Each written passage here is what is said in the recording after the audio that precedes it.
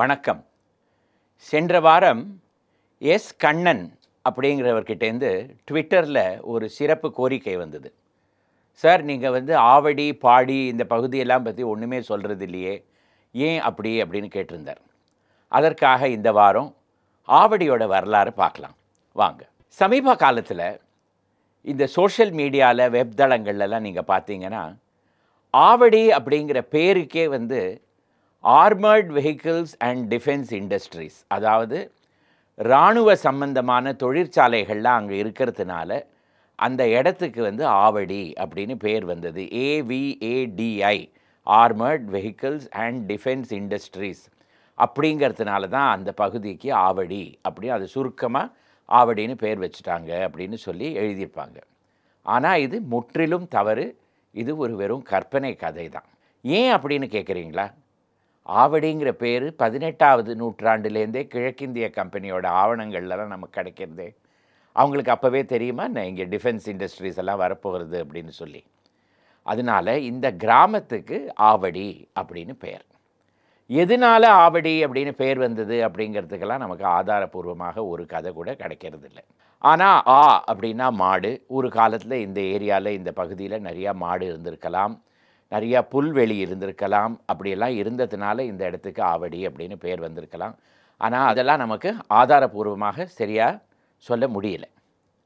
ஆனால் நமக்கு ஒரே ஒரு விஷயம் என்ன தெரிகிறதுனா, 19வது நூற்றாண்டில் மெட்ராஸ் ரயில்வே கம்பெனி அவங்க ரயில் நிலையம் ராயபுரத்துலேருந்து ரயில் லைன் போட்டபோது அந்த ரயில்வே லைனில் ஆவடி அப்படிங்கிறது ஒரு முக்கியமான ஒரு ஸ்டேஷனாக இருந்திருக்கு. அப்போது 19வது நூற்றாண்டுலேயும் ஆவடிங்கிற கிராமம் அங்கே ஒரு ரயில்வே ஸ்டேஷன் இருந்திருக்கு அப்படிங்கிறது நமக்கு தெரிய வருது. இந்த பகுதியோட வரலாறு 20வது நூற்றாண்டில் மிக சிறப்பாக பல விஷயங்கள் இங்கே நடக்கிறது. அதுக்கு முன்னாடி 19வது நூற்றாண்டோட கடைசி காலத்தில் ராபர்ட் ப்ரூஸ் ஃபுட் அப்படிங்கிற ஒரு வரலாறு ஆய்வாளர் இந்த இடத்துல பல தோண்டல் அப்படியெல்லாம் தேடல் இதெல்லாம் செஞ்ச பொழுது கற்காலத்திலேருந்து சில சுவடெல்லாம் இந்த இடத்துல அவருக்கு கிடைத்திருக்கிறது. அதுலேருந்து என்ன தெரிகிறது? ஆவடி அப்படிங்கிற பகுதியில் கற்காலத்தில் கூட மனிதர்கள்லாம் இருந்திருக்காங்க. சுமார் 50,000 வருடங்களுக்கு முன்னாடி கூட மக்கள்லாம் இங்கே இருந்திருக்காங்க அப்படிங்கிறது நமக்கு தெரிய வருது. அப்போ எவ்வளவு ஒரு பழமையான ஒரு இடமாக இருந்திருக்கணும் இந்த ஆவடி. 20வது நூற்றாண்டோட ஆரம்ப காலத்தில் டாக்டர் லக்ஷ்மிபதி இவர் ஒரு கண் நோய் நிபுணர். அதற்கு பிறகு 20வது நூற்றாண்டு ஆரம்ப காலத்தில் ஆயுர்வேதத்து மேலே இவருக்கு ரொம்ப ஒரு இன்ட்ரெஸ்ட் தானே ஆயுர்வேத கலையை படித்து ஆயுர்வேதத்தில் ஒரு மருத்துவராக மாறிவிட்டார். அவருடைய வீடு எங்கே இருந்ததுன்னு பார்த்தீங்கன்னா, இப்போ ஆதித்தனார் சாலைன்னு எக்மோர் இருக்கு இல்லையா, அங்கே அந்த காலத்தில் அந்த ரோடுக்கு ஹாரிஸ் ரோடு அப்படின்னு பெயர். அங்கே தான் அவருடைய வீடும் இருந்தது, அவருடைய மருத்துவமனையும் அங்கே தான் இருந்தது. இவருடைய மனைவி ருக்மிணி அப்படிங்கிறவர் ஒரு பிரபல காங்கிரஸ் சேவகி. பிறகு இவர் ஒரு மந்திரியாகவும் இருந்திருக்கிறார். அதனால தான் இப்போ கூட அந்த இடத்துல எக்மோரில் மார்ஷல்ஸ் ரோடு அப்படிங்கிற ரோடுக்கு ருக்மிணி லக்ஷ்மிபதி ரோடு அப்படின்னு இப்போ கூட அங்கே பேர் இருக்குது, நீங்கள் பார்க்கலாம். அவங்களுக்கு ஒரு சிலையும் அந்த இடத்துல இருக்குது. ராஜரத்னம் ஸ்டேடியம் பக்கத்தில் ருக்மிணி லக்ஷ்மிபதிக்கு ஒரு சிலையும் இருக்குது. டாக்டர் லக்ஷ்மிபதி அவர்கள் ஆயுர்வேதத்தில் ஒரு பெரிய நிபுணராக வந்த பிறகு அவருக்கு நிறைய பேஷண்ட்ஸ் எல்லாம் வருவாங்களாம். இந்த ஆயுர்வேத கலை எப்படின்னு பார்த்தீங்கன்னா, ஒரு மாத்திரை கொடுத்து குணப்படுத்த முடியாது. பல நாட்களுக்கு சிகிச்சை செய்ய வேண்டும். அதற்காக இவர் தன்னுடைய வீட்டிலையும் வீட்டுக்கு பக்கத்தில் இருக்கிற பல இடங்களெல்லாம் வாடகைக்கு எடுத்து அங்கே அந்த பேஷண்ட்ஸ் எல்லாம் தங்க வச்சுட்டு இருந்தாராம். கடைசியில் இந்த மாதிரி ஊருக்கு நடுவில் இப்படி இவங்களெல்லாம் தங்க வைக்கிறது, நோயாளிகளெல்லாம் தங்க வைக்கிறது ரொம்ப ஒரு தொந்தரவாக இருந்ததுனால என்ன செய்தாரானா, ஊருக்கு வெளியில் எங்கேயாவது போய் ஒரு இடத்துல ஒரு பெரிய ஒரு பகுதியை வாங்கி அங்கே ஒரு மருத்துவமனையை கட்டினா எப்படி இருக்கும் அப்படின்னு யோஜனை செய்ய ஆரம்பித்தார். 1919வது வருடம் சென்னையிலேருந்து ஒரு தொலைவில் இருக்கிற ஒரு கிராமம் ஆவடி. அந்த கிராமத்தில் ஒரு நோயாளி. அவருக்கு சிகிச்சை செய்வதற்காக டாக்டர் லக்ஷ்மிபதி சென்னையிலேருந்து ஆவடிக்கு போயிருக்கார். இப்போ எல்லாமே சென்னை தான். ஆனால் அவருடைய வாழ்க்கை வரலாறில் அவர் என்ன எழுதுகிறாருன்னா, சென்னையிலேருந்து மிக தொலைவில் இருந்த ஒரு கிராமம் ஆவடி, அங்கே நான் போய் ஒரு நோயாளிக்கு சிகிச்சை செய்ய வேண்டி வந்தது. அந்த சிகிச்சை முடியறதுக்குள்ளே இரவு மணி 7:30 ஆகிவிட்டது. அப்போது ரயில் நிலையத்துக்கு வந்த பொழுது கடைசி ரயில் சென்று விட்டது அப்படின்னு இவருக்கு சொல்லிவிட்டாங்க. இவருக்கு வேறு வழி இல்லை.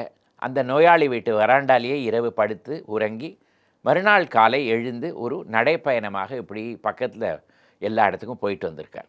அப்போது அந்த 1919 வருடம் அந்த ஆவடி எப்படி இருந்தது அப்படிங்கிறதுக்கு அவர் ஒரு வர்ணனை அவருடைய வாழ்க்கை வரலாறில் எழுதியிருக்கார். சுற்றி வர ஒரே மரங்கள், யாருமே கிடையாது. ஆவடி ஏரி, அதற்கு பக்கத்தில் பார்த்தீங்கன்னா தாமரை குளம் ஒன்று, அவ்வளோ அழகாக இருந்த ஒரு தாமரை குளம். அந்த தாமரை குளத்துக்கு அப்பால் பார்த்தீங்கன்னா 500 மாம்பழ மரங்கள். இப்படியெல்லாம் அவ்வளோ ஒரு இயற்கை மிக்க ஒரு அழகாக இருந்த இடம் இந்த ஆவடி. அவருக்கு இந்த இடம் ரொம்ப பிடித்து போய்விட்டது. அதனால் இந்த இடத்துலையே ஒரு மருத்துவமனை ஆரம்பித்தா எப்படி இருக்கும் அப்படின்னு சொல்லி ஒரு 4 ஏக்கர், அந்த காலத்தில் ஆவடியில் 1 ஏக்கருங்கிறது அதாவது 18 கிரவுண்டு, ஒரு கிரவுண்டு வந்து 2400 சதுர அடி. ஒரு ஏக்கர் விலை எவ்வளோ தெரியுமா? அந்த காலத்தில் 1919 வருடம் ஆவடியில் ரூ. 100 ஒரு ஏக்கர். ரூ. 100 கொடுத்து 4 ஏக்கர் விலைக்கு வாங்கினார். அதற்கு பிறகு அதற்கு பக்கத்திலேயே பார்த்தீங்கன்னா ஒரு அந்த 500 மாம்பழ மரங்கள் இருந்த ஒரு தோட்டம் இருந்ததுன்னு சொன்னேனே, அது யாருடையது அப்படின்னு பார்த்தீங்கன்னா, அந்த காலத்தில் ஒரு பெரிய தோல் வியாபாரி நவாப் சி அப்துல் ஹக்கீம்னு சென்னையில் இருந்தார். அவருக்கு சொந்தமான அந்த நிலம், அதை வந்து டாக்டர் லக்ஷ்மிபதி அதில் வந்து ஒரு 100 ஏக்கர் வந்து குத்தகைக்கு எடுத்து அந்த இடத்துலையும் தன்னுடைய ஒரு ஆரோக்கிய ஆசிரமம் அப்படின்னு சொல்லி ஒரு மருத்துவமனையை ஆரம்பிக்கிறதுக்காக அந்த இடத்துல திட்டம் போட்டார். அதற்கு பிறகு அங்கே ரூபாய் செலவழித்து அந்த இடத்துல ஆரோக்கிய ஆசிரமம் அப்படிங்கிற அந்த ஒரு மருத்துவமனையை கட்டிவிட்டார். அதற்கு பிறகு ஒரு 11 வருடத்துக்குள்ளே அந்த நவாப் அப்துல் ஹக்கீம் கிட்டேருந்து அந்த குத்தகைக்கு எடுத்த நிலத்தை விலைக்கு வாங்கி, அதே போல் பக்கத்தில் இருந்த இன்னும் சில நிலப்பரப்புகள் எல்லாம் வாங்கி மொத்தம் ஒரு 300 ஏக்கரில் இவருடைய ஆரோக்கிய ஆசிரமத்தை தொடக்கினார். இந்தியா பூரா எல்லா இடத்துலேருந்தும் நோயாளிகள் அங்கே வர ஆரம்பித்து விட்டாங்க. 1922-23 வருடம் ஆரம்பிக்கப்பட்ட இந்த ஆரோக்கிய ஆசிரமம், இதை திறந்து வைத்ததே அந்த காலத்தில் சென்னையில் இருந்த ஒரு பெரிய காசநோய் நிபுணர் ஜேக்கப் ஆரன் சௌரிமுத்து. இவர் பேர் உங்களுக்கு நிச்சயமாக தெரிந்திருக்காது. ஆனால் தாம்பரம் சானட்டோரியம் அப்படின்னு நான் சொன்னேன்னா உடனே உங்கள் எல்லாருக்கும் நினைவுக்கு வந்துவிடும் அந்த இடம் எங்கே இருக்குது அப்படின்னு சொல்லி. அந்த காலத்தில் காசநோய்க்காக தனியாகவே சிகிச்சைக்காக ஆரம்பிக்கப்பட்ட முதல் ஆஸ்பத்திரி சென்னையில் இந்த தாம்பரமில் இருந்த சானட்டோரியம். அந்த சானட்டோரியமுடைய முதலாளி தான் டாக்டர் ஜேக்கப் ஆரன் சௌரிமுத்து. இவர் தான் இந்த ஆரோக்கிய ஆசிரமத்தையும் திறந்து வைத்தார். அதற்கு பிறகு இங்கே நூற்றுக்கணக்கில் நோயாளிகள் எல்லாம் வர ஆரம்பித்து விட்டாங்க. டாக்டர் லக்ஷ்மிபதி அந்த ஆசிரமத்தை நடத்தி கொண்டு வந்துட்டு இருந்தார். இவருடைய மனைவி ஒரு காங்கிரஸ் சேவகி அப்படின்னு சொன்னேன் இல்லையா, அவர் மூலமாக மகாத்மா காந்தி அவர்களுக்கு இப்படி ஒரு ஆரோக்கிய ஆசிரமம் இங்கே இருக்குது அப்படின்னு தெரிய வந்து, அவர் சென்னைக்கு வந்த பொழுது அந்த ஆசிரமத்துக்கு போய் அந்த இடத்த பார்த்து இவ்வளவு அழகாக இருக்கிறதே, இவ்வளோ அழகாக சிகிச்சை எல்லாம் செய்கிறாங்களே அப்படின்னு சொல்லி வியந்து, அதற்கு பிறகு அவருக்கு தெரிந்த காச நோயோ இல்லாட்டா வேறு ஏதோ நோய்க்கு பீடிக்கப்பட்டவங்கள் எல்லாரையும் இங்கே அனுப்ப ஆரம்பித்து விட்டார். அதே போல் டாக்டர் லக்ஷ்மிபதியை அழைத்து காங்கிரஸ் கட்சி எங்கெல்லாம் கூடுறதோ அங்கே எல்லாம் ஒரு ஆயுர்வேத முகாம் நடத்தணும் அப்படின்னு சொல்லி அவருக்கு ஒரு அழைப்பு விட்டார். அதற்கு பிறகு டாக்டர் லக்ஷ்மிபதியும் காங்கிரஸ் கட்சி எங்கெல்லாம் ஒரு முகாம் கூடியதோ அங்கெல்லாம் சென்று அங்கே இருந்த நோயாளிகள் எல்லாருக்கும் சிகிச்சை செய்து கொண்டு வந்துட்டு இருந்தார்.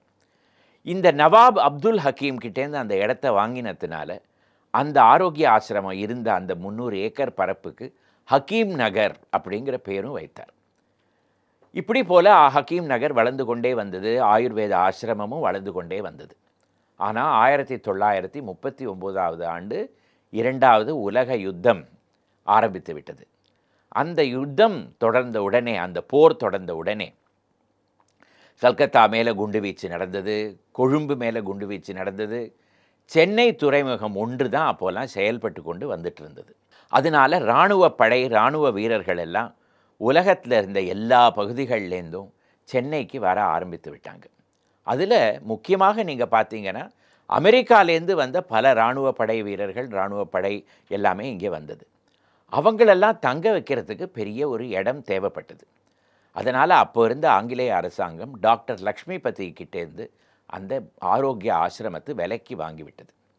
அந்த 300 ஏக்கரும் அரசாங்கம் கைக்கு சென்று விட்டது. அதற்கு பிறகு அந்த இடத்துக்கு ஆவடி கேம்ப் அப்படின்னு பெயர் வைத்தாங்க. அங்கே இராணுவ படை வீரர்கள் எல்லாரையும் தங்க வைத்தாங்க. டாக்டர் லக்ஷ்மிபதிக்கு ஒரு ஏராளமாக பணம் கைக்கு வந்தது. ஆனால் அந்த பணத்தை அவர் செலவழிக்கவும் இல்லை, தன்னுடைய சொந்த குடும்பத்துக்காகவும் வைத்து கொள்ளலை. அந்த பணத்தை அப்படியே வந்து சேமித்து வைத்திருந்தார். அது எதற்காக அப்படின்னு கேட்டிங்கன்னா, கடைசி காலத்தில் தன்னுடைய குடும்பத்தில் இருந்த அவருடைய மாப்பிள்ளை, அவரும் ஒரு பெரிய பிரபல மருத்துவ நிபுணர், அவரிடம் கொடுத்து இந்த பணத்தை மருத்துவத்துக்காகவே செலவழிக்கணும் அப்படின்னு சொல்லி அந்த பணத்தை அவரிடம் கொடுத்தார். அந்த அவருடைய மாப்பிள்ளை பேர் தான் டாக்டர் பி ராமமூர்த்தி. மூளை சிகிச்சை, நரம்பு சிகிச்சை, இது எல்லாத்துக்கும் இந்தியாவிலேயே அவரை தான் தந்தை அப்படின்னு கூறுவோம். டாக்டர் பி ராமமூர்த்தி அந்த பணத்தை வைத்து ஜென்ரல் ஹாஸ்பிட்டலில் இருக்கிற நியூரோ சயின்சஸ் கட்டடமும், அதே போல் தரமணியில் இருக்கிற வாலண்டரி ஹெல்த் சர்வீசஸில் இருக்கிற நியூரோ சயின்சஸ் கட்டடத்தையும் அந்த பணத்தை கொடுத்து கட்டி வைத்தார். இப்போ கூட அந்த 2 கட்டடங்களுக்கும் ஆச்சாந்தா லக்ஷ்மிபதி பிளாக் அப்படின்னு தான் பெயர். அதற்கு பிறகு 1940களில் ஆங்கிலேய அரசாங்கம் ஆவடியில் ஆவடி கேம்ப் இருந்ததுனால இந்த இடத்துலையே வந்து இராணுவ சம்பந்தப்பட்ட தொழிற்சாலைகளெல்லாம் ஆரம்பிக்கலாம் அப்படிங்கிற ஒரு முடிவுக்கு வந்தது. ஆனால் 1947 ஆண்டு சுதந்திரம் வந்துவிட்டது. 1955 ஆண்டு காங்கிரஸ் கட்சி ஆவடியில் அகில இந்திய அளவில் ஒரு முகாம் நடத்தியது. அந்த விழாவிற்கு தலைமை குழுவின் தலைவியாக பிரபல சுதந்திர வீராங்கனை திருமதி அம்புஜம்மாள் நியமிக்கப்பட்டார். அவருடைய தலைமையில் திரு காமராஜ் அவர்கள் நடத்திய அந்த காங்கிரஸ் குழு மீட்டிங்கில் திரு நேரு அவர்கள், பிரதம மந்திரியாக இருந்த திரு ஜவஹர்லால் நேரு அவர்கள் கலந்து கொண்டார். அந்த முகாம் நடந்த இடத்திற்கு பிரபல சுதந்திர வீரர், காலம் சென்ற பிரபல சுதந்திர வீரர் திரு சத்யமூர்த்தி அவர்களின் பெயரில் சத்யமூர்த்தி நகர் என்று பெயர் வைக்கப்பட்டது. அந்த காங்கிரஸ் குழு முகாம் நடத்திய பிறகுதான் பழையபடி அந்த இடத்தில் தொழிற்பேட்டைகள் ஆரம்பிக்கலாம், தொழிற்சாலைகள் ஆரம்பிக்கலாம் என்கிற முடிவுக்கு அரசாங்கம் வந்தது. இராணுவ சம்பந்தப்பட்ட தொழிற்சாலைகள் எல்லாம் இங்கே 1960களில் ஆரம்பிக்கப்பட்டது. முதல்ல இராணுவ படை வீரர்களுக்கு யூனிஃபார்ம் தைப்பதற்காக ஒரு ஆர்டினன்ஸ் ஃபேக்ட்ரி 1961 வருடம். அதே போல் இராணுவ வண்டிகள், டேங்க் அப்படின்னு சொல்லுவோம் இல்லையா, யுத்த வண்டிகள், போர் வண்டிகள், அதை செய்வதற்காக ஒரு ஹெவி வெஹிக்கிள்ஸ் ஃபேக்டரியும் வந்தது. அதற்கு பிறகு சில வருடங்கள் கழித்து அங்கே combat vehicle research development establishment CVRDE அப்படிங்கிற ஒரு பெரிய நிறுவனமும் அங்கே ஆரம்பிக்கப்பட்டது. அதே போல் அங்கே ஒரு என்ஜின் ஃபேக்டரியும் வந்தது. இப்போது நமக்கு ஆவடி அப்படின்னு சொன்னாலே இராணுவம் தான் முதல்ல மனசுக்கு வருது. அதனால தான் அந்த கட்டுக்கதை ஆவடி அப்படின்னா armoured vehicles and defence industries அப்படின்னு. அது நிஜம் கிடையவே கிடையாது. அந்த டாக்டர் லக்ஷ்மிபதி ஆரம்பித்து வைத்த காலத்தில் இருந்த அந்த தாமரை குளம், அந்த மாமரங்கள், அதெல்லாம் எங்கே சென்றது அப்படிங்கிறதுக்கு நமக்கு ஒரு பதில் இல்லை. ஆனால் இப்போவும் அந்த பகுதிக்கு போனீங்கன்னா ஒரு தாமரை குளம் சந்து, ஒரு தாமரை குளம் அப்படிங்கிற ஒரு பகுதியெல்லாம் இருக்குது. குளம்தான் இல்லை, தாமரையும் இல்லை. வணக்கம். சென்ற வாரம் ஆவடியை பற்றி எபிசோட் போட்ட உடனே எக்கச்சக்க ஃபீட்பேக். அவங்க லொக்காலிட்டியோட பேரெல்லாம் எழுதி இதுக்கெல்லாம் வரலாறு எழுதி காமிங்க, கதை போடுங்க அப்படின்லாம் எழுதுகிறாங்க. ஆனால் ஒரு லொக்காலிட்டியோட வரலாறும் நிறையா ஆராய்ச்சி பண்ண பிறகு தான் தெரிய வருது. அது எல்லாத்துக்கும் நேரம் வேணும், நேரம் வரணும். எப்போ அந்த நேரம் வருதோ நிச்சயமாக ஒரு எபிசோடும் ஒரு ஏரியாவுக்கு டெடிகேட் பண்ணி நான் அவசியமாக இந்த இதில் வந்து எபிசோடில் அந்த வரலாறுலாம் எடுத்து சொல்கிறேன். ஆனால் கடந்த ஒரு வாரமாக நான் ஆராய்ச்சி செய்து கொண்டு வர ஒரு டாபிக் என்னன்னு பார்த்தீங்கன்னா, இந்த ரவுண்டானா அப்படிங்கிற பேர் எப்படி வந்தது. அதுவும் தமிழ்நாட்டுக்கே உரிய ஒரு டேர்மாக இருக்குது இந்த ரவுண்டானா அப்படிங்கிறது. வேறு எங்கேயுமே பார்க்க முடியாது. ஒரு ரோட்டில் ஒரு வளைவாக வண்டியெல்லாம் சுற்றி வர ஒரு இடமா இருந்ததுன்னா அதுக்கு ரவுண்டானா அப்படின்னு சொல்லுவோம். இந்த பேர் எப்படி வந்தது, எங்கேருந்து ஆரம்பித்தது அப்படிங்கிறது தான் இன்றைக்கி எபிசோடு. வாங்க ஒரு ரவுண்டானாவை பற்றி தெரிஞ்சுக்கலாம். 1852 வருடம் ஒரு கமிஷன் ஆங்கிலேய அரசாங்கம் நியமித்தது. அது என்ன கமிஷன் அப்படின்னு பார்த்தீங்கன்னா, தபால் டெலிவரி எல்லாம் சென்னையிலையும் சென்னை சுற்றி இருக்கிற பகுதியிலெல்லாம் எப்படி நடந்துட்டுருக்கு அப்படிங்கிற ஒரு கமிஷன். அவங்க அதை பற்றி ஆராய்ச்சியெல்லாம் செஞ்சுட்டு ஒரு புத்தகமாக அதை வெளியிட்டாங்க. அதில் அவங்க என்ன எழுதியிருக்காங்கன்னு பார்த்தீங்கன்னா, இங்கே தபால் டெலிவரி அவ்வளவாக நல்லா இல்லை, இதை மாற்றணும். இதற்கு பல இடங்களில் மாட்டு வண்டியை அனுப்பி வைத்து அங்கங்கே தபாலெல்லாம் அந்தந்த ஏரியாவில் கொண்டு போய் கொடுக்கணும் அப்படின்னு எல்லாம் எழுதியிருக்காங்க. அதில் எந்தெந்த ரூட்லலாம் இந்த தபால் டெலிவரி நடக்கணும் அப்படின்னு எழுதியிருக்காங்க. அதில் முதல் ரூட் என்னன்னு நீங்கள் பார்த்தீங்கன்னா, அதுவும் general post office. General post ஆஃபீஸுங்கிறது எங்கே இருக்குது? ராஜாஜி சாலையில் இருக்குது, ஃபர்ஸ்ட் லைன் பீச், ஜார்ஜ் டவுனுக்கு பக்கத்தில். நம்ம துறைமுகத்துக்கு பக்கத்தில் இருக்கிற இடம் தான் அந்த ஜார்ஜ் டவுனில் இருக்கிற போஸ்ட் ஆஃபீஸ். அங்கேருந்து நகரத்தில் மிக தொலைவான இடங்களுக்கெல்லாம் வந்து மாட்டு வண்டி செல்ல வேண்டும் அப்படின்னு எழுதி, அந்த தொலைவான இடம் எதுன்னு நீங்கள் பார்த்தீங்கன்னா நீங்கள் அப்படியே சிரிச்சிடுவீங்க. ஏன்னா மவுண்ட் ரோட், மயிலாப்பூர், சிந்தாதிரிப்பேட்டை, சாந்தோம், அப்புறம் ரொம்ப தள்ளி அடையார் நதியை தாண்டி அந்த பக்கம் போய் அடையார் அப்படிங்கிற பகுதியில் லெட்டர்லாம் கொடுக்கணும் அப்படின்னு எழுதியிருக்கு. அதில் அந்த மாட்டு வண்டி எங்கெல்லாம் நிற்கணும் அப்படின்னு எழுதியிருக்காங்க. முதல் நிறுத்தம் எதுன்னு பார்த்தோன்னா ரவுண்டானா அப்படின்னு போட்டிருக்கு. அதுதான் நான் பார்த்த வரையில் முதல் முறையாக இந்த ரவுண்டானா அப்படிங்கிற வார்த்தை வர ஒரு டாக்குமெண்ட்டோ ஒரு காகிதமோ அதுதான் ஃபஸ்ட். அதில் அதுக்கு என்ன அர்த்தம் அப்படின்னு கீழே எழுதியிருக்காங்க. அந்த இடத்துல ஒரு வட்டமாக ஒரு போலீஸ் ஸ்டேஷன் இருந்துதான். ரவுண்ட் தானா அப்படின்னு எழுதியிருக்காங்க. சர்க்குலர் தானா அப்படின்னு அதுக்கு அடியில் எழுதியிருக்காங்க. தானா அப்படிங்கிறது முகலாய மன்னர்கள் காலத்திலேருந்து போலீஸ் ஸ்டேஷனுக்காக சொல்லப்பட்ட ஒரு சொல்.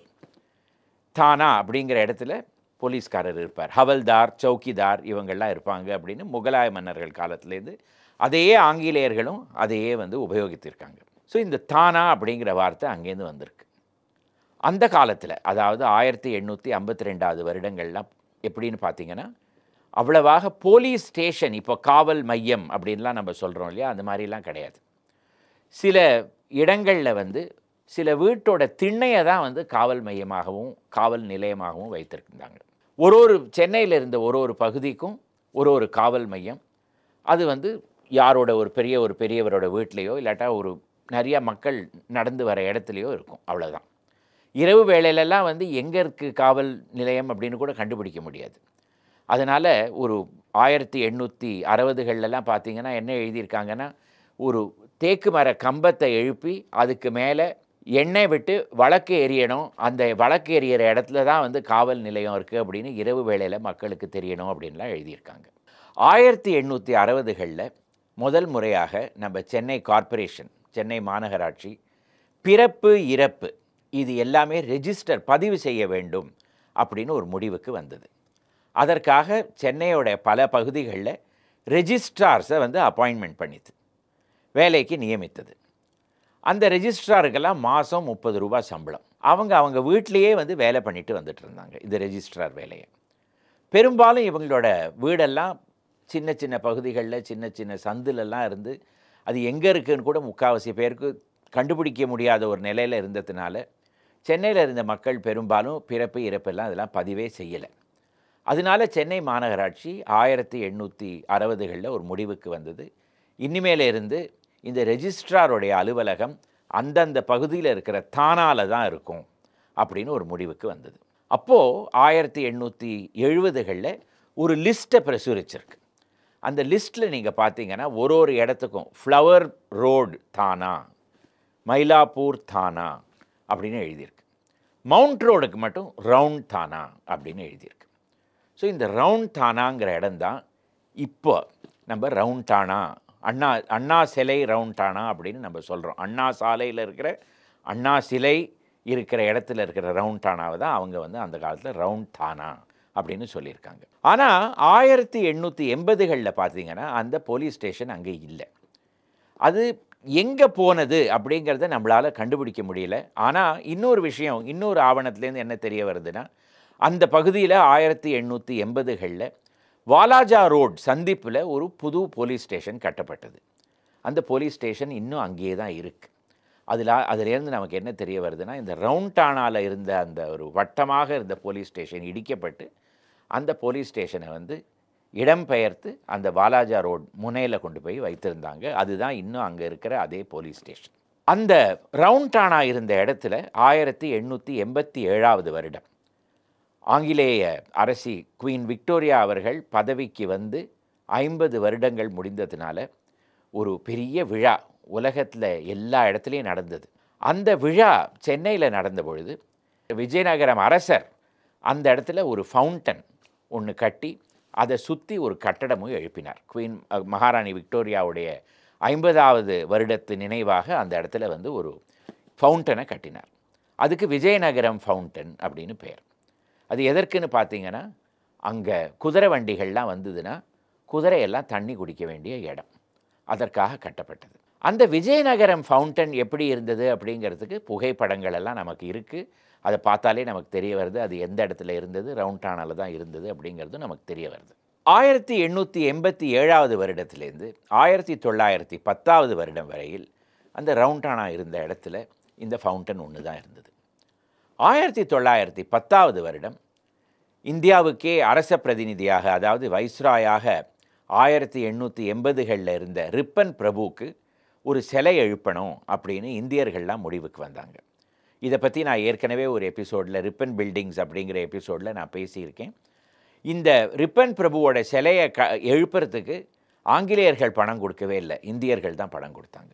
அப்போது லண்டனில் ஃப்ரான்சிஸ் டர்வெண்ட் வுட் அப்படிங்கிற சிற்பி இந்த சிலையை செதுக்கி அது லண்டன்லேருந்து சென்னைக்கு வந்து 1910வது வருடம் இந்த விஜயநகரம் ஃபவுண்டனுக்கு முன்னாடி அந்த சிலை நிறுவப்பட்டு, அப்போது சென்னையுடைய ஆளுநராக இருந்த லார்ட் பென்ட்லண்ட் அவர்கள் அந்த சிலையை திறந்து வைத்தார்கள்.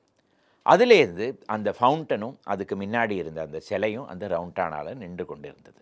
1940கள் வரத்துக்கு கொஞ்ச நாள் முன்னாடி இந்த சிலை அங்கேருந்து எடுக்கப்பட்டது, இடம் பெயர்க்கப்பட்டது. எதுக்கு அப்படின்னு பார்த்தீங்கன்னா, 2வது உலக யுத்தம் வரும்பொழுது இந்த சிலை ஒரு பொது இடத்துல இருந்தால் அதுக்கு ஏதாவது தீங்கு வந்து விடுமோ அப்படின்னு பயந்து முதல்ல அதை வந்து பாட்டா ஷோரூம், இப்போ கூட பிளாக்கர்ஸ் ரோட் மவுண்ட் ரோட் சந்திப்பில் இருந்த பாட்டா ஷோரூமுக்கு இழுத்தாப்பில் அந்த சிலையை வைத்தாங்க. அதற்கு பிறகு அதை ரிப்பன் பில்டிங்க்கு உள்ளேயே எடுத்து கொண்டு போய் விட்டாங்க.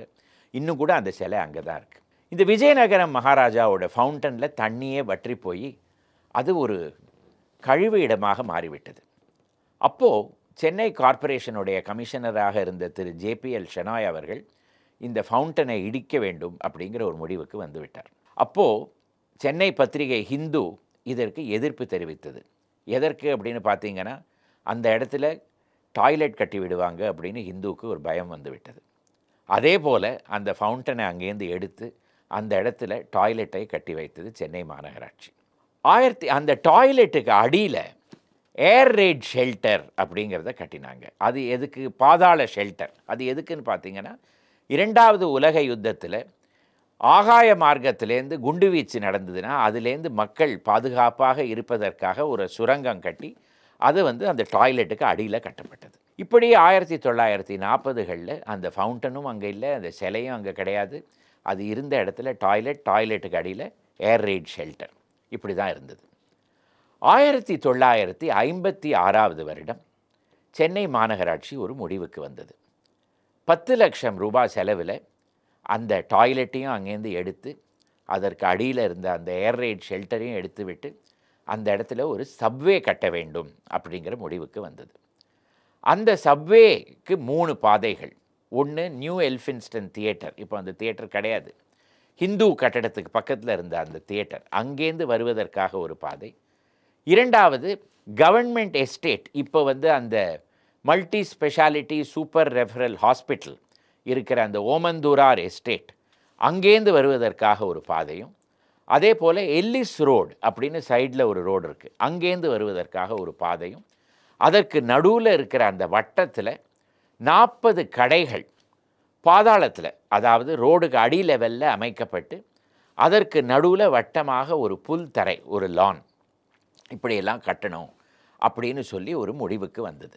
1956வது வருடம் எடுத்த அந்த முடிவு 1965வது வருடம் வரையில் வேலை அங்கே ஆரம்பிக்கவே முடியவில்லை. ஏன் அப்படின்னு பார்த்தீங்கன்னா, அந்த காலத்தில் இந்தியாவில் 10 லட்சம் ரூபாய் அப்படிங்கிறது ரொம்ப பெரிய ஒரு தொகை.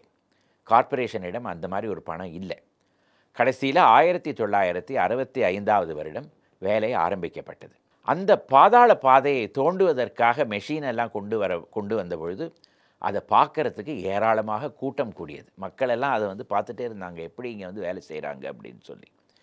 கடைசியில் அந்த சப்வே 1967வது வருடம் முடிக்கப்பட்டது. அந்த கடைகள் ஆனால் அங்கே கட்டப்படவே இல்லை, வெறும் சப்வே தான். அந்த சப்வேயை திரு பக்தவத்சலம் அவர் அந்த காலத்தில் வந்து மெட்ராஸ் ஸ்டேட் அப்படின்னு இருந்த அந்த ஸ்டேட்டுக்கு முதலமைச்சராக இருந்த திரு பக்தவத்சலம் அவர்கள் திறந்து வைத்தார். அந்த ரவுண்டானா இருந்த இடத்துல இந்த சப்வே வந்துவிட்டது. சில வருடங்களுக்கு முன்னாடி ஹிந்துவில் தீபா ராமகிருஷ்ணன் அப்படிங்கிறவங்க ஒரு கட்டுரை எழுதியிருந்தாங்க அந்த சப்வேயை பற்றி. ஒரு நாளைக்கு எத்தனை மனிதர்கள் அந்த சப்வேல நடக்கிறாங்க அப்படின்னு தெரியுமா? 15,000 பேர். அவ்வளவு ஒரு பிஸியான சப்வே அது. அந்த சப்வேக்கு மேலே 40 வண்டிகள் நிறுத்துவதற்காக ஒரு கார் பார்க்கிங் ஃபெசிலிட்டியும் சென்னை மாநகராட்சி கட்டிவிட்டது. அடியில் சப்வே, மேலே கார் பார்க்கிங். ஆனால் அந்த கார் பார்க்கிங் ஃபெசிலிட்டி இருந்தது 8 மாதத்துக்கு தான். ஏன்னா 1967 வருடம் நடந்த தேர்தலில் காங்கிரஸ் படுதோல்வி அடைந்து திமுக அரசு பதவிக்கு வந்தது. ஜனவரி மாதம் 1ஆம் தேதி 1968 வருடம் அந்த கார் பார்க்கிங் ஃபெசிலிட்டி அங்கேருந்து அகற்றப்பட்டு அந்த இடத்துல முதலமைச்சர் திரு அண்ணாதுரைக்காக ஒரு சிலை எழுப்பப்பட்டது. அந்த சிலையை திறந்து வைத்தவர் டாக்டர் சர் ஏ லக்ஷ்மணசாமி முதலியார். அந்த காலத்தில் சென்னை பல்கலைக்கழகத்துக்கு வைஸ் சான்சலராக இருந்தவரும் பிரபல மருத்துவராக இருந்தவரும் அவர் தான் அந்த சிலையை திறந்து வைத்தார். அப்போது ஒரே சர்ச்சை, உயிருடன் இருக்கிற ஒரு இந்தியனுக்கு சிலையா, இதனால் என்ன ஆபத்து நேருமோ அப்படின்லாம் மக்கள் பேசினாங்க. அதே போல் ஒரு வருடம் கழித்து திரு அண்ணா அவர்கள் மரணமும் அடைந்து விட்டார். ஆனால் மக்கள் மறந்து போனது என்னென்னா, உயிருடன் இருந்தே சிலை எழுப்பப்பட்ட முதல் இந்தியர் அண்ணாதுரை கிடையாது, அது காமராஜ்.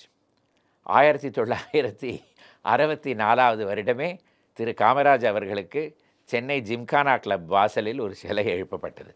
அதை திறந்து வைத்தவர் இந்திய பிரதமர் திரு ஜவஹர்லால் நேரு அவர்கள். திரு காமராஜ் அவர்கள் பல வருடங்கள் இருந்து 1975 வருடம்தான் காலமானார். ஆனால் திரு அண்ணாதுரை அவர்களுடைய சிலை அந்த ரவுண்டானா இடத்துல வந்துவிட்டது. அதை சுற்றி ஒரு தோட்டமும் இருந்தது. மக்கள் வண்டியெல்லாம் அதை சுற்றி தான் ஓட்டி கொண்டு போயிட்டு இருந்தாங்க. நாளடைவில் ஜன நெரிசல் அதிகமாகவே அந்த சுற்றிவராக இருந்த தோட்டம் சுருங்கி சுருங்கி சுருங்கி இப்போது சிலையை சுற்றி ஒரு சின்ன புல்தரையாக தான் இருக்கிறது. ஆனால் அந்த பேர் என்னவோ இன்னி வரையில் ரவுண்டானா தான். அரசோட ஆவணங்கள்லாம் அந்த சப்வே கட்டின போது கூட ரவுண்டானா சப்வே அப்படின்னு தான் 1965 பேர் வைத்திருக்காங்க அதுக்கு. அதே போல் சென்னையிலையும் தமிழ்நாட்டிலையும் எங்கெல்லாம் இந்த மாதிரி ஒரு வளைவாக ஒரு சுற்று இருக்கோ அது எல்லாத்துக்குமே ரவுண்டானா அப்படின்னு தான் பேர்.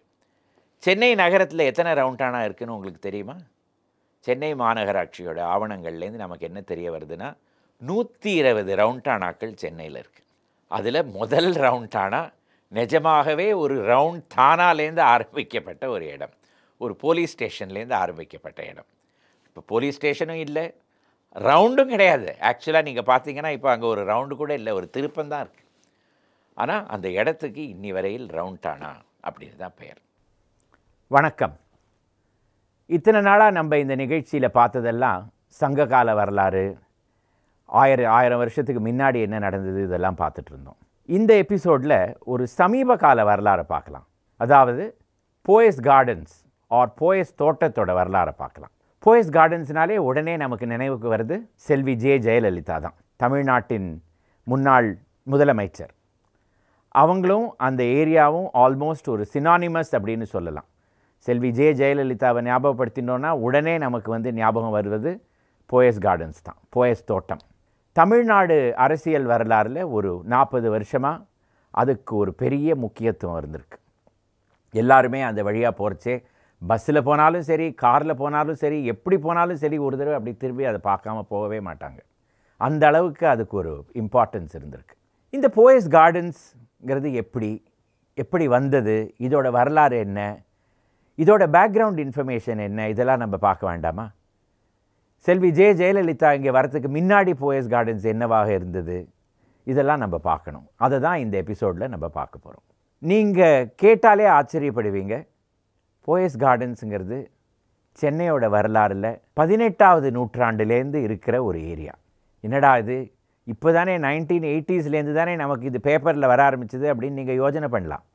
ஆனால் இதோட வரலாறு 18th centuryலேருந்து சென்னையில் இருந்திருக்கு. அதை நம்ம இப்போ பார்ப்போம். ஆங்கிலேயர்கள் முதல்ல இந்த சென்னை பகுதிக்கு வந்தது 1639 வருஷம், அதாவது 1639.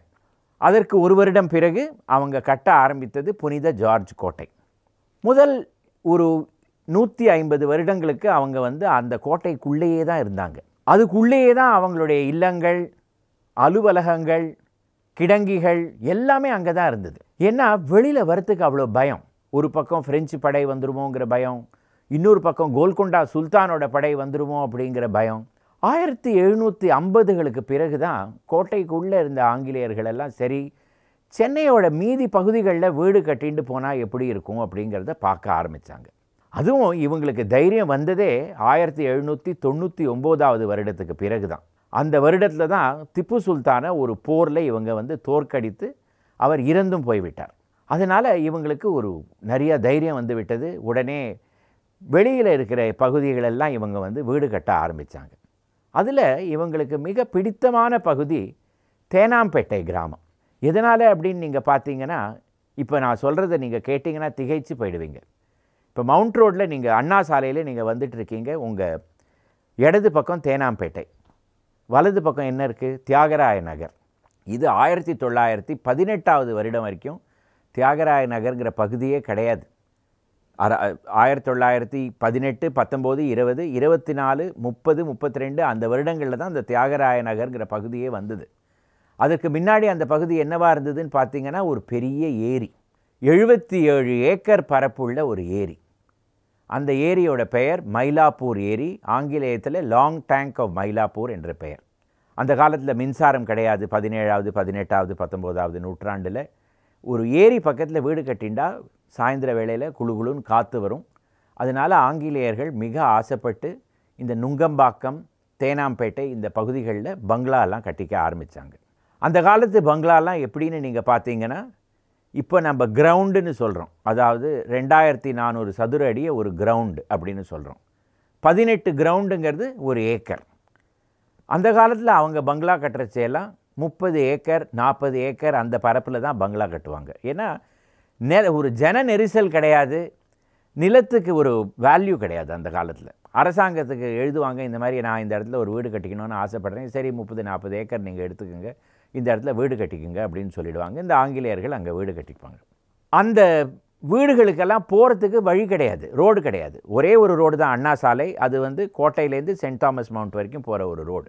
அதனால் அந்த ரோட்லேருந்து வர அந்தந்த சிறிய சிறிய பாதைகளுக்கெல்லாம் யார் வந்து எந்த வீட்டில் இருந்தாங்களோ அவங்க பேர்லேயே அந்த ரோடுக்கும் பேர் வந்துடும். அப்படி பார்த்து தான் நீங்கள் பார்த்தீங்கன்னா எல்டாம்ஸ் ரோடுன்னு ஒரு ரோடு இப்போ ஆழ்வார்பேட்டை தேனாம்பேட்டையில் இருக்குது. அதே மாதிரி இப்போ டிடிகே ரோடுன்னு ஒரு ரோடு இருக்குது. அதுக்கு அந்த காலத்தில் மோப்ரேஸ் ரோடுன்னு பேர். இதுக்கு எப்படி மோப்ரேஸ் ரோடுன்னு பேர் வந்ததுன்னு பார்த்தீங்கன்னா, அடையார் நதி கரையில் ஒரு பங்களா, அது இப்போ மெட்ராஸ் கிளப்புங்கிற பேரில் இருக்குது. அதுதான் மோப்ரேயோட வீடு. அதனால் ராயப்பேட்டாலேருந்து அடையார் வரைக்கும் போகிற ரோடுக்கு மோப்ரேஸ் ரோடுன்னு பேர். ஏன்னா 19வது நூற்றாண்டில் ராயப்பேட்டாலேருந்து அந்த வீடு வரைக்கும் வேறு ஒன்றுமே கிடையாது, வெறும் காடு தான். ஸோ ஒரு ரோடு அங்கே போகிறது, மோப்ரேயோட வீடு அங்கே இருக்குது, அதனால் அந்த ரோடுக்கு மோப்ரேஸ் ரோடுன்னு பேர். இப்படி தான் வழிக்கெல்லாம் பேர் வச்சாங்க. அந்த காலகட்டத்தில் கிழக்கிந்திய கம்பெனியில் ஒரு ஆஃபீஸராக இருந்திருக்கலாம், வியாபாரியாக இருந்திருக்கலாம், அவரை பற்றி நமக்கு சரியாக தெரிய வரல. அவர் வந்து இந்த தேனாம்பேட்டையில் ஒரு பெரிய பகுதியை அரசாங்கத்துக்கிட்டேருந்து வாங்கி அவருடைய வீடை வந்து அங்கே கட்டுறார். அவர் பெயர் வந்து சில பேர் பாய் அப்படிங்கிறாங்க, POIS அப்படிங்கிறாங்க, சில பேர் POE அப்படிங்கிறாங்க, சில பேர் PUGH அதாவது பியூ, இந்த மாதிரி 3 ஸ்பெல்லிங் கொடுக்குறாங்க. அவருடைய தோட்டம் அங்கே இருந்து அதுக்குள்ளே அவருடைய பங்களா இருந்ததுனால அந்த இடத்துக்கு போஸ் கார்டன் அப்படி என்ற பெயர். இது எப்படி ஆங்கிலேயத்தில் வந்து ஸ்ரீராம்ஸ் ஹவுஸ் அப்படின்னு எழுதினோன்னா ஸ்ரீராம்னு போட்டு ஒரு அப்பாஸ்ட்ரஃபி போட்டு அதுக்கப்புறம் ஒரு எஸ் போடுவோம். அந்த மாதிரி இந்த POE' கார்டன், போஸ் கார்டன்கிறது தான் நாளடைவில் அந்த அப்பாஸ்ட்ரஃபி காணாமல் போய் போயஸ் கார்டன் அப்படின்னு பேர் மாறிவிட்டது. இவர் வந்து 19வது நூற்றாண்டு ஆரம்ப காலத்தில் அந்த இடத்துல ஒரு பெரிய வீடு கட்டிட்டு அங்கே இருந்திருக்காருன்னு நான் சொன்னேன். இவருடைய வெளியில் வர வழி, அவர் வீட்டுக்கு போகிற வழி எங்கேருந்து நீங்கள் பார்த்தீங்கன்னா மவுண்ட் ரோட்லேருந்து தான். இப்போவும் நீங்கள் வந்து தேனாம்பேட்டையில் வந்தீங்கன்னா ஒரு போஸ் ரோடுன்னு ஒரு ரோடு உள்ளே போகும். அதுதான் போயஸ் கார்டன்ஸுக்கு பழைய என்ட்ரன்ஸ். 1821வது வருஷத்துலலாம் அந்த வழியாக தான் போயஸ் கார்டன்ஸுக்கு வர முடியுமே தவிர கெத்தீட்ரல் ரோடு வழியாக வரவே முடியாது. இந்த கெத்தீட்ரல் ரோடு எப்படி வந்தது அது அடுத்தது பார்ப்போம். ஸோ நான் சொன்னேன் இல்லையா, இந்த ஆங்கிலேயர்கள்லாம் முள்ளா கோட்டையிலேருந்து வெளியில் வந்து இந்த பகுதியில் வீடு கட்டிக்க ஆரம்பித்தாங்க அப்படின்னுட்டு. அவங்களுக்கு ஞாயிற்றுக்கிழமையான சர்ச்சுக்கு போனோம். அப்போ சர்ச்சு வந்து ஃபோர்ட்டில் தான் இருந்தது. செயின்ட் மேரிஸ் சர்ச் இந்த ஃபோர்ட்டுன்னு இன்னும் இருக்குது அந்த சர்ச். இப்போது ஞாயிற்றுக்கிழமை காலையில் வந்து யாராவது நம்மளை எழுப்பினா நமக்கு எவ்வளோ ஒரு எரிச்சல் வரும். முக்கால்வாசி பேரும் அதனால் சர்ச்சுக்கு போகிறதையே நிறுத்திட்டாங்க. ஏன்னா மவுண்ட் ரோட்லேருந்து யார் அவ்வளோ தூரம் அங்கே போய் கோட்டைக்குள்ளே போய் யார் சர்ச்சுக்கு போகிறது, போக மாட்டாங்க. அதனால் அப்போது அந்த காலத்தில் இருந்த பிஷப், அதாவது 19ஆவது நூற்றாண்டோட ஆரம்ப காலத்தில் இருந்த பிஷப் என்ன சொன்னாராம், அவங்க நம்ம சர்ச்சுக்கு வரலைன்னா நம்ம சர்ச்சையே அவங்க பகுதிக்கு எடுத்துகிட்டு போவோம் அப்படின்னு ஒரு டெசிஷன் எடுத்து ஒரு பெரிய கெத்தீட்ரலை கட்டுறதுக்கு அவங்க வந்து டிசைட் பண்ணினாங்க. அந்த கெத்தீட்ரல் தான் செயின்ட் ஜார்ஜஸ் கெத்தீட்ரல், புனித ஜார்ஜ் கெத்தீட்ரல். 1815ஆவது ஆண்டு கட்டப்பட்டது.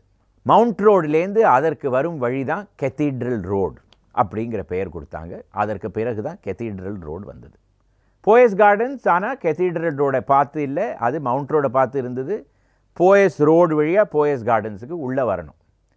அது எப்போ மாறித்து அப்படிங்கிறத நம்ம இப்போ பார்ப்போம். ஆரம்ப காலத்தில் இந்த கெத்தீட்ரலை கட்டின உடனே அந்த கெத்தீட்ரலோட பிஷப் வந்து போயஸ் தோட்டத்தில் வாழ்ந்துட்டு வந்திருந்தார். அதனால் அவருக்கு வந்து அந்த கெத்தீட்ரலுக்கு போகிறதுக்கு வந்து ஒரு ஈஸியாக ஒரு வழி இருக்கணுங்கிறதுக்காக ஒரு சின்ன பாதையை வந்து கட்டி கொடுத்தாங்க. அவர் அந்த பாதை வழியாக எப்போ வேணாலும் சர்ச்சுக்கு போயிட்டு வந்துட்டு இருந்தார். இது ஒரு 100 வருஷ காலம் இப்படியே நீடித்தது. 1921ஆவது ஆண்டு பின்னி அப்படிங்கிற நிறுவனம், நம்ம எல்லாருக்குமே பின்னிங்கிற பெயர் இன்னும் ஞாபகம் இருக்கும், ஆனால் அந்த கம்பெனி இப்போ இல்லை. இந்த கம்பெனி ஸ்தாபிக்கப்பட்ட ஆண்டு வந்து 1799ஆவது ஆண்டு. ஜான் பின்னி அப்படிங்கிறவர் லண்டன்லேருந்து வந்து இங்கே இந்த கம்பெனியை ஆரம்பித்தார். அவர் வந்து முதல்ல ஏற்றுமதி இறக்குமதி, அங்கேருந்து சரக்கெல்லாம் எடுத்துகிட்டு வந்து இங்கே விற்கிறது, இதுதான் அவருடைய தொழில். அவர் இருந்த இடம், அவருடைய வீடு எங்கே இருந்ததுன்னு நீங்கள் பார்த்தீங்கன்னா, இப்போ கானிமாரா ஹோட்டல் இருக்கிற இடம் தான் அவரோட வீடாக இருந்தது. அதனால தான் அந்த கானிமாரா ஹோட்டலுக்கு போகிற ரோடுக்கு இன்னும் பின்னீஸ் ரோடு அப்படின்னு பெயர். இவருடைய அலுவலகம் எங்கே இருந்ததுன்னு பார்த்தீங்கன்னா, ஆர்மீனியன் ஸ்ட்ரீட், அதாவது அரண்மனைக்கார தெருவில் பின்னியோட தலைமை செயலகம் இருந்தது. 1860களில் பின்னி கம்பெனி 2 பெரிய மில்லை புளியந்தோப்பில் ஆரம்பித்தாங்க. அதுதான் பக்கிங்ஹாம் மில், கர்நாடிக் மில், பின்னி மில்ஸ் அப்படின்னு பெயர். 20ஆவது நூற்றாண்டு ஆரம்ப காலத்தில் அது ஒரு பெரிய மில்லாக வந்து 25,000 பேர் அங்கே வேலை பண்ணிகிட்டு இருந்தாங்க. இப்போ நினச்சாலே நமக்கே ஒரு திகைப்பாக இருக்குது, அத்தனை பேர் அங்கே வேலை செஞ்சாங்களா புளியந்தோப்பில்னுட்டு. இந்த கம்பெனியோட முக்கிய நிர்வாகர்கள், அதாவது மேனேஜிங் டைரக்டர்ஸ், இவங்களுக்கெல்லாம் வீடு கட்டி கொடுக்கணுமே, அது எங்கே கட்டுறது? ஆரம்ப காலத்தில் நுங்கம்பாக்கம் பகுதியில் அவங்களுக்கெல்லாம் வாடகைக்கு வீடு கொடுத்துருந்தாங்க. கல்லூரி சாலை, காலேஜ் ரோடுன்னு ஒரு ரோடு இருக்குது. அதோட முனையில் நீங்கள் பார்த்தீங்கன்னா குட் ஷெப்பர்டுன்னு ஒரு ஸ்கூல் இருக்குது. அந்த இடம்தான் முதல்ல பின்னியோட மேனேஜிங் டைரக்டரோட வீடாக இருந்தது. 1921ஆவது ஆண்டு அப்போ மேனேஜிங் டைரக்டராக இருந்த கென்னத் கேங்கிறவரை அந்த வீட்டில் ஒரு பாம்பு கடித்து அவர் இறந்து போயிடுறார். அதற்கு பிறகு பின்னி கம்பெனி வந்து இனிமேல் இந்த இடத்துல வீடு வச்சுக்க முடியாது, இதை வந்து பள்ளிக்கூடமாக நம்ம வந்து டொனேட் பண்ணிடலாம் அப்படின்னு சொல்லி அந்த இடத்த கொடுத்து இந்த போயஸ் தோட்டத்தை விலைக்கு வாங்குகிறாங்க. போயஸ் தோட்டத்தை விலைக்கு வாங்கி அதற்கு நடுவில் ஒரு பழைய பங்களா, முதல்ல அந்த பாய்ஸ் பியூ அவர் இருந்த அந்த பங்களா அப்படியே இருக்குது. அதோடைய பெயர் வாட்டர்டன் அப்படின்னு பெயர் அந்த பங்களாவுக்கு. அதை வந்து மேனேஜிங் டைரக்டரோட வீடாக வந்து மாற்றி அதை சுற்றி 4 பங்களா கட்டுறாங்க. இந்த பங்களாக்களோட பெயரெல்லாம் இன்னும் பதிவில் இருக்குது. ஹால்ஸ்பரோ, வெஸ்ட்போர்ன், ஹார்டன், கிரேஸ்டோக், இந்த 4 பங்களாவும் அந்த வாட்டர்டன்கிற பழைய பங்களாவை சுற்றி கட்டி கொடுக்குறாங்க. ஸோ 5 நிர்வாகஸ்தர்கள், அதாவது டைரக்டர்கள் இந்த இலாக்காவில் வந்து அவங்க வீடை வந்து கட்டி அங்கே வந்து இருக்க ஆரம்பிக்கிறாங்க. அதனால் இந்த பிஷப்புக்கு ஒரு சின்ன பாதை கட்டி கொடுத்துருந்தாங்கன்னு சொல்லியிருந்தேன் இல்லையா, அதுக்கு பின்னீஸ் ரோடு அப்படின்னு பெயர் வந்துடுறது. அதனால் சென்னையில் இன்னி வரைக்கும் 2 பின்னீஸ் ரோடு இருக்குது. ஒன்று கானிமாரா ஹோட்டல் போகிற வழி, இன்னொன்று போயஸ் கார்டன் போகிற வழி. இந்த இடத்துல தான் 1921ஆவது ஆண்டுலேருந்து 1959ஆவது ஆண்டு வரையில் பின்னி அண்ட் கம்பெனியோட டைரக்டர்களெல்லாம் வாழ்ந்து வந்துட்டு இருந்தாங்க. மொத்தம் அந்த பகுதியில் இருந்தது 5 பங்களா தான். எப்படி இருந்திருக்கும், எவ்வளோ மரம் இருந்திருக்கும், எவ்வளோ செடி இருந்திருக்கும், போகிறதுக்கே நமக்கு கொஞ்சம் பயமாக இருந்திருக்கும். அதற்கு பிறகு 1959-60 பின்னி அண்ட் கம்பெனி என்ன பண்ணினாங்க, இந்த இடம் நமக்கு இனிமேல் சரிப்பட்டு வராது, இன்னும் ஒரு அழகான இடத்துக்கு நம்ம வீடை எல்லாம் மாற்றுவோம் அப்படின்னு சொல்லி அடையாரில் போட் கிளப் அப்படிங்கிற பகுதியை விலைக்கு வாங்கி அங்கே பங்களாலாம் கட்டிட்டு இந்த டைரக்டர்ஸ் எல்லாம் அங்கே போயிடுறாங்க. அதற்கு பிறகு இந்த பகுதியை விலைக்கு விற்றுடுறாங்க. இவங்க 1921 ஆண்டு இந்த பகுதிக்கு வரும்பொழுது இவங்க இந்த இடத்த வாங்கின விலை 2.5 லட்சம் ரூபாய். 1959 வருடம் இதை விற்கிறச்சே விலை 3.5 லட்சம் ரூபாய். 38 வருஷங்களில் அந்த நிலத்தோட விலை 1.5 லட்சம் ரூபாய் தான் ஏறி இருக்கு. இன்றைக்கி நீங்கள் அந்த மாதிரி விலையில் ஒரு இன்ச்சு கூட அந்த இடத்துல வாங்க முடியாது போயஸ் கார்டனில். 1960களில் யாரெல்லாம் இந்த இடத்த வாங்கினாங்களோ அவங்க அதை பிளாட் போட்டு விற்க ஆரம்பித்தாங்க. அதற்கு பிறகு தான் செல்வி ஜெயலலிதா அவங்கள போல பல செல்வந்தர்கள் அந்த ஏரியாவில் வீடெல்லாம் வாங்கி அவங்க இடத்த மனை வாங்கி அதற்கு பிறகு அவங்க பங்களாலாம் கட்ட ஆரம்பித்தாங்க. அதற்கு பிறகு திரு ரஜினிகாந்த் அவர்கள் அங்கு வந்தார்கள். இப்படி பல பெரும் புள்ளிகள், சென்னையின் பெரிய பல பெரும் புள்ளிகள் அங்கே வாழ்ந்து கொண்டிருக்கிறாங்க. அதனால் போயஸ் கார்டன் அப்படிங்கிறது ஒரு பெரிய பாஷ் ஏரியா அப்படின்னு அதற்கு ஒரு பெயர் வந்துவிட்டது. இன்று நாம் அதற்குள் நடந்து செல்கிறோம், பார்க்கிறோம், எல்லாம் பண்ணுறோம்.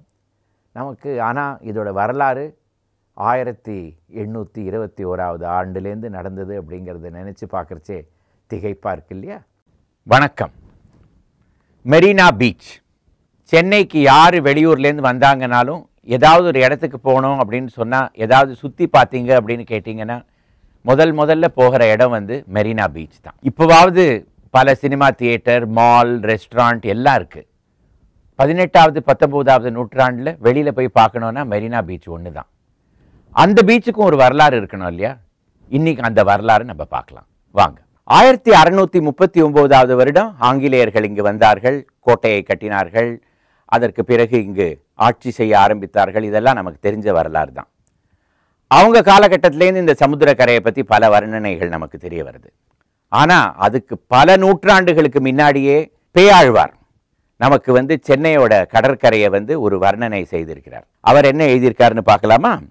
வந்துதைத்த வெண்திரைகள் செம்பவள வெண்முத்தம் அந்தி விளக்கும் அணிவிளக்காம் எந்தை ஒரு அல்லி தாமரையாள் ஒன்றிய சீர்மார்வன் திருவல்லிக்கேணியான் சென்று. திருவல்லிக்கேணிக்கு போகலாம். அங்கே சூரியன் அஸ்தமிக்கிற வேளையில் வானம் சிகப்பாகவும் இருக்கிறது, வெள்ளையாகவும் இருக்கிறது. அதே டைமில் கீழே நீங்கள் மணலை பார்த்தீங்கன்னா அங்கே சமுத்திரத்திலேருந்து பவழமும் முத்தும் கொட்டிட்டு இருக்கு. அதுவும் வெள்ளையாகவும் இருக்குது, சிகப்பாகவும் இருக்குது. திருவல்லிக்கேணி கோவிலுக்கு நீங்கள் போய் பார்த்தீங்கன்னா அங்கே பெருமாள் நின்றுட்டு இருக்கார். அவருடைய மார்பில் அதாவது லக்ஷ்மி தாயார் இருக்காங்க. அவங்க எப்படி இருக்காங்க?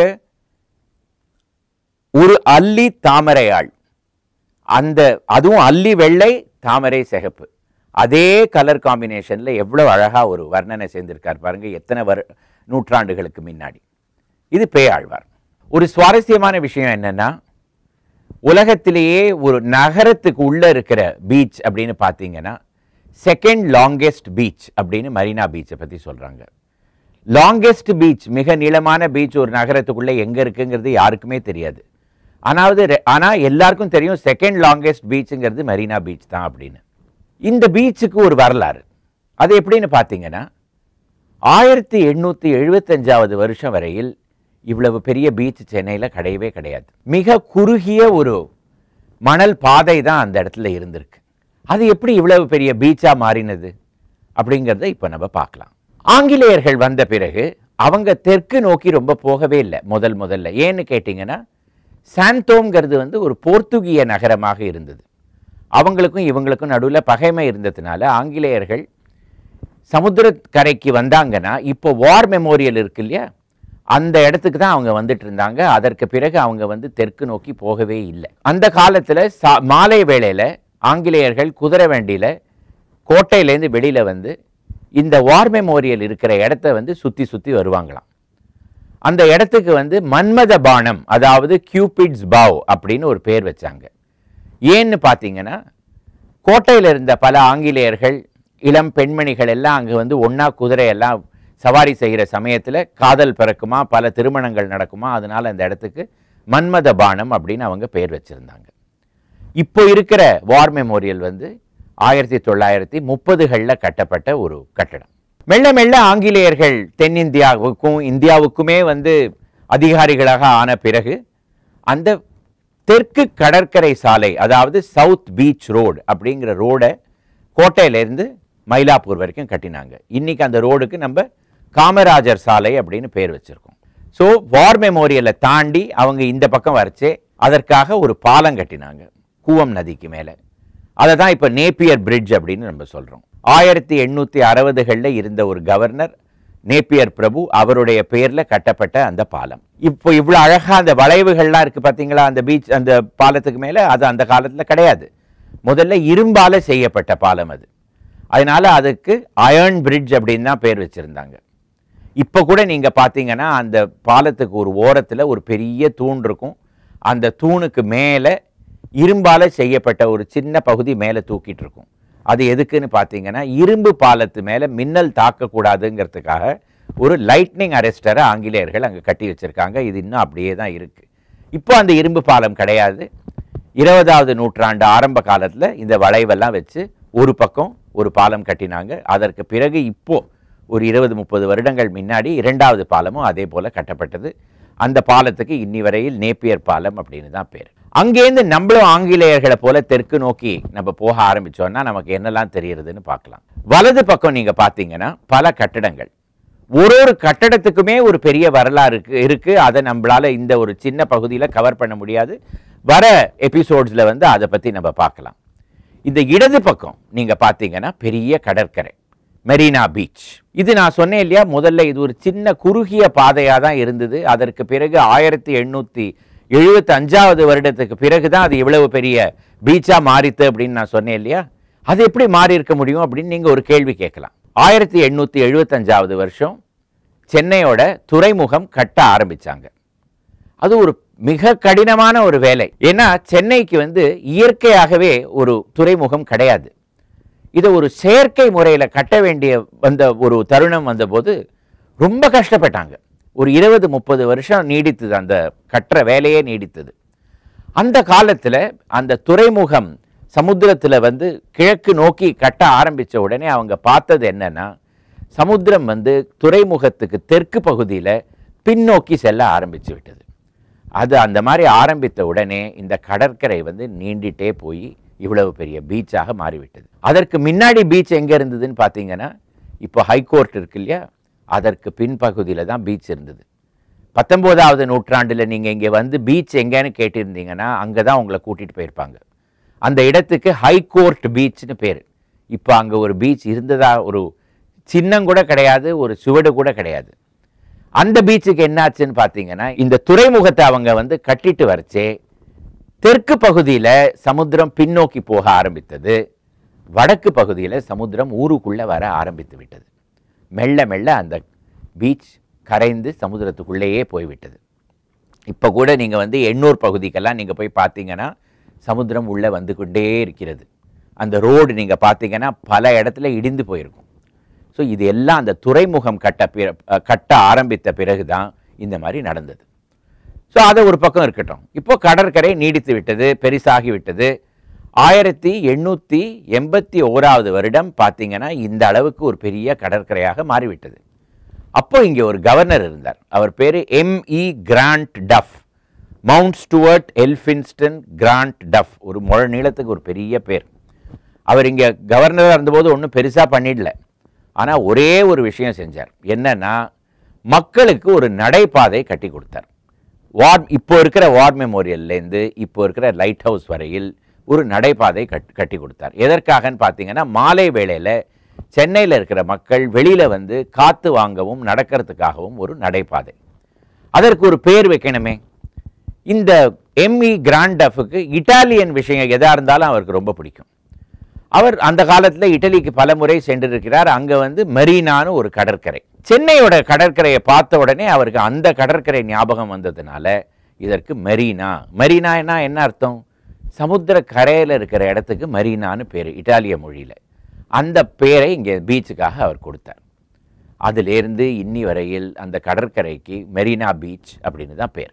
சுதந்திர போராட்டத்தில் இந்த கடற்கரைக்கு ஒரு பெரிய மகத்துவம் உண்டு. சுப்பிரமணிய பாரதி, மகாத்மா காந்தி, சத்யமூர்த்தி எல்லாரும் இங்கே வந்து பேசியிருக்காங்க. ஆயிரக்கணக்கான மக்கள் வந்து அவங்க பேசுகிறத அங்கே வந்து கேட்பாங்க. சுப்பிரமணிய பாரதி இந்த கடற்கரைக்கு ஒரு பெயர் வைக்கணும் அப்படின்னு சொன்ன பொழுது இதற்கு திலகர் திடல் அப்படின்னு ஒரு பெயர் கொடுத்தார். திலகருங்கிறது பால் கங்காதர் திலக், அவருடைய பெயரில் அங்கே வந்து அந்த இடத்துக்கு அவர் பெயர் கொடுத்தார். இப்போவும் நீங்கள் பார்த்தீங்கன்னா நம்மளுடைய ஒரு சமீப காலத்தில் ஒரு கல்வெட்டு அங்கே வந்து பதிச்சிருக்காங்க. அந்த இடத்துக்கு திலகர் திடல் அப்படின்னு பெயர் வச்சிருக்காங்க. சரி, நம்ம வார் மெமோரியல்லேருந்து நடந்து வந்துட்டு இருக்கோம். இது பாலத்தை தாண்டிட்டோம், நேப்பியர் பாலத்தை தாண்டியாச்சு. நம்ம அதற்கு பிறகு நம்ம இடது பக்கம் என்ன பார்க்குறோம்? அண்ணா சமாதி, எம்ஜிஆர் சமாதி, அதெல்லாம் பார்க்குறோம். அதையும் தாண்டி வரும்பொழுது அங்கே என்ன இருக்கிறதுன்னு பார்த்தீங்கன்னா ஒரு நீச்சல் குளம் இருக்கிறது, மெரினா நீச்சல் குளம். அது எப்போ வந்தது? இரண்டாவது உலக போரும் பொழுது பல அமெரிக்க சிப்பாய்கள் இங்கே வந்த பொழுது அவங்களுக்கு ஒரு நீச்சல் குளம் இல்லாததுனால அரசாங்கமே கட்டிய ஒரு நீச்சல் குளம். அதுதான் இப்போவும் நீங்கள் அங்கே பார்க்கலாம். அதற்கு பிறகு நீங்கள் நடந்து வந்தீங்கன்னா பல சிலைகள்.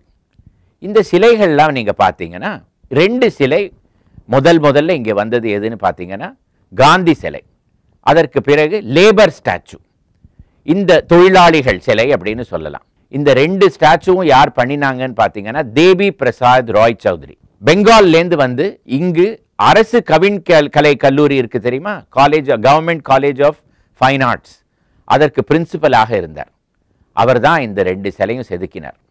முதல்ல மெரினா கடற்கரையில் வந்த 2 சிலை இதுதான் 1950களில். அந்த காந்தி சிலையை பார்த்து இது இவ்வளோ அழகாக பண்ணியிருக்காரே, ஒரு டாண்டி மார்ச்சுக்கு காந்தி போகிற மாதிரியே அவர் வந்து அதை செதுக்கியிருக்கார். அந்த சிலையை பார்த்துட்டு கல்கத்தா, பாம்பே இந்த 2 ஊர்லேயும் இதே மாதிரி சிலை இருக்கணும்னு சொல்லி அவரையே திரும்பி கூப்பிட்டு இதே மாதிரி இன்னும் 2 சிலை பண்ணி இப்போ கூட நீங்கள் கல்கத்தா, பாம்பேக்கு போனீங்கன்னா அங்கேயும் இதே சிலைகளை நீங்கள் பார்க்கலாம். இந்த லேபர் ஸ்டாச்சுங்கிறது அவர் கற்பனையில் எப்படி எழுந்ததுன்னு நீங்கள் பார்த்தீங்கன்னா, இரண்டாவது உலக போரும் பொழுது அமெரிக்க சிப்பாய்கள் ஜப்பானில் ஈவோ ஜிமாங்கிற ஒரு இடத்துல அவங்களுடைய கொடியை வந்து நிற்க வச்ச பொழுது அவங்க பட்ட பாடை வந்து அவர் ஒரு படத்தில் பார்த்துட்டு அதே போல இந்த சிலையை அவர் வந்து செதுக்கியிருக்கார். அதற்கு பிறகு அறிஞர் அண்ணா 1968வது வருடம் செகண்ட் வேர்ல்டு தமிழ் கான்ஃபரன்ஸ், 2வது உலக தமிழ் மாநாடு நடத்தின பொழுது அவருடைய ஆணையில் வந்து பல சிலைகள் இங்கே வந்தன. எல்லாமே தமிழ் மொழிக்கு ஒரு தீமேட்டிக் கனெக்ஷன் இருக்கிற ஸ்டாச்சூஸ். நீங்கள் பார்த்தீங்கன்னா யாரெல்லாம் அங்கே இருக்காங்கன்னு பாருங்க. கம்பர் இருக்கார், இளங்கோ அடிகள் இருக்கார், ஔவை இருக்காங்க, பாரதியார், பாரதிதாசன், அதற்கு பிறகு கண்ணகி, இவங்க எல்லாருக்கும் அங்கே சிலை. அதே மாதிரி வெளிநாட்டு தமிழ் ஸ்காலர்ஸ் பெஸ்டி, அதாவது வீரமாமுனிவர், கால்ட்வெல், ஜியு போப், இவங்களுக்கெல்லாம் அங்கே சிலை இருக்கு. அதற்கு பிறகு 1970களில் காமராஜருக்கு ஒரு சிலையும் நேதாஜி சுபாஷ் சந்திர போஸ்க்கு ஒரு சிலையும் அங்கே வந்தது. இதெல்லாம் தான் அங்கே இருக்கிற சிலைகள். கடைசியாக நீங்கள் மெரினா பீச்சோட எண்டுக்கு வந்தீங்கன்னா அங்கே என்ன இருக்குன்னு பார்த்தீங்கன்னா லைட் ஹவுஸ், சென்னையோட கலங்கரை விளக்கம். இது சென்னையோட 4வது கலங்கரை விளக்கம். மீதியெல்லாம் எங்கே இருக்குது?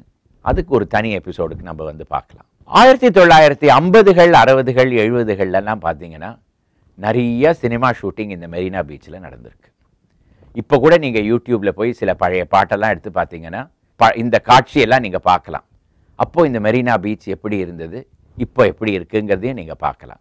உதாரணத்துக்கு ஜெமினி கணேசன் நடித்த அந்த படம் எனக்கு மறந்து போயிடுது, ஆனால் மனிதன் என்பவன் தெய்வமாகலாம் அந்த பாட்டு அங்கே தான் எடுத்திருக்காங்க.